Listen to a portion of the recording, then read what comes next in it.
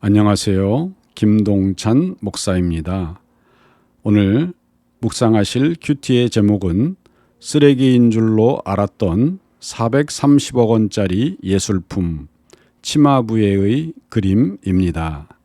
함께 묵상하실 하나님의 말씀은 마태복음 21장 42절 말씀.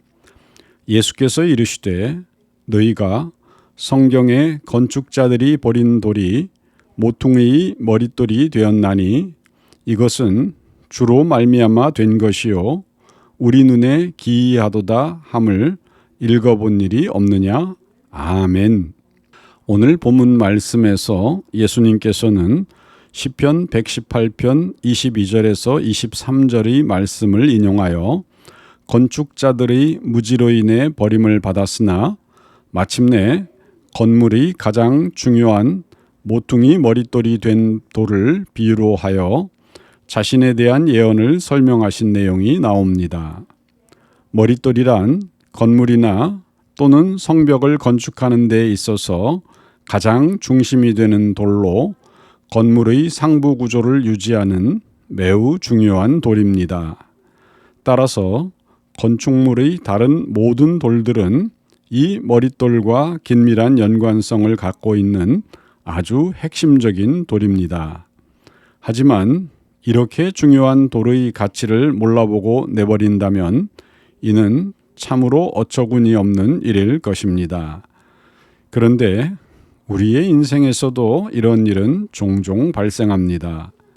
매우 중요한 가치를 지닌 물건이나 잠재력을 가지고 있는 사람임에도 그 중요성을 깨닫지 못한 사람들로 인해 하찮게 취급되거나 심지어는 버려짐을 당하는 경우가 종종 발생합니다.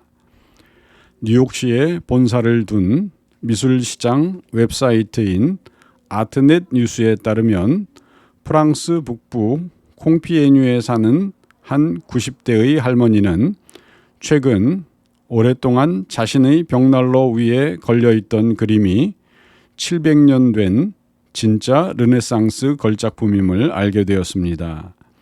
이 할머니는 과거 그 그림이 고전 작품을 모사한 모조품이라고 생각하고 따라서 종교화라는 것을 제외하면 아무런 가치가 없다고 생각했었는데 사실은 유명한 르네상스 화가인 이탈리아 피렌체의 출신인 치마부에의 작품이었던 것을 뒤늦게 깨닫게 된 것입니다.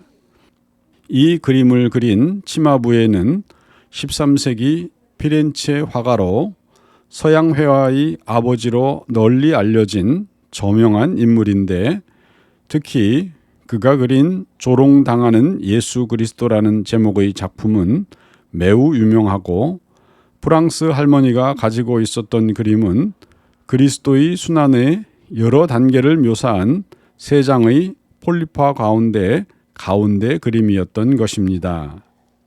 전문가들이 이미 오래전에 사라진 것으로 여겼던 이 그림이 2019년 6월 이 할머니가 자기 집과 소유물들을 정리하기로 했을 때 비로소 세상에 다시 나타날 수가 있었습니다. 할머니는 이사를 앞두고 자신이 가진 소유물들을 평가하기 위해 근처에 있는 샌리스 마을의 작은 경매장에 연락을 취했습니다. 당시 경매인이었던 필로멘 볼프 씨는 이 작품을 처음 보았을 때의 심경을 인터뷰로 말하기를 나는 이것을 보자마자 이것이 이탈리아 고전주의의 작품이라고 생각했습니다. 하지만 설마 치마부에의 것일 거라고는 상상도 못했습니다. 라고 하였습니다. 아무튼 경매인 볼프 씨는 이 작품이 최대 44만 달러의 가치가 있을 수 있다고 보았습니다. 이는 엄청난 금액으로 2024년 환율로는 53만 9천 달러로 한국 돈으로는 7억 4천만 원에 해당하는 큰 금액이었습니다. 그런데 이 작품을 파리의 유명한 감정사인 에릭 터킨 씨에게 보내어 추가 감정을 실시하자 이 그림의 가치는 원래의 추정치보다 15배나 치솟았습니다. 즉, 감정사인 터키는 이 치마부의 작품이 660만 달러에 팔릴 수 있을 것으로 추산했습니다. 이 금액은 2024년 현재의 가치로 약 809만 달러에 해당하며 한국 돈으로는 111억 원에 해당하는 엄청난 액수였습니다. 결국 이 작품은 2019년 10월 27일 액태온 경매에 출품되었는데 당시 해외의 여러 박물관에서도 관심을 보이는 등 무려 800여 명이나 경합하여 2,400만 유로에 낙찰되었습니다. 이는 2024년 기준 2,908만 유로에 해당하며 한국 돈으로는 자그마치 430억 8천만 원에 해당하는 큰 금액으로 구매자는 미국 거주 칠레인이었습니다. 하지만 프랑스 정부는 2019년 10월 23일 이 작품의 수출을 30개월간 금지했고 그 사이 자금을 마련하여 파리의 루브르 박물관에 전시될 수 있도록 노력하였으며 마침내 2023년 11월 루브르 박물관에 인수되었습니다. 그렇습니다. 아무런 가치가 없는 모조 종교화라고 생각했던 자그마한 그림이 430억 원이나 되는 엄청난 값어치의 걸작품이라고 누가 생각인들 했을까요? 그리고 뒤늦게 이 그림의 가치를 깨달은 할머니는 또 얼마나 놀랐을까요?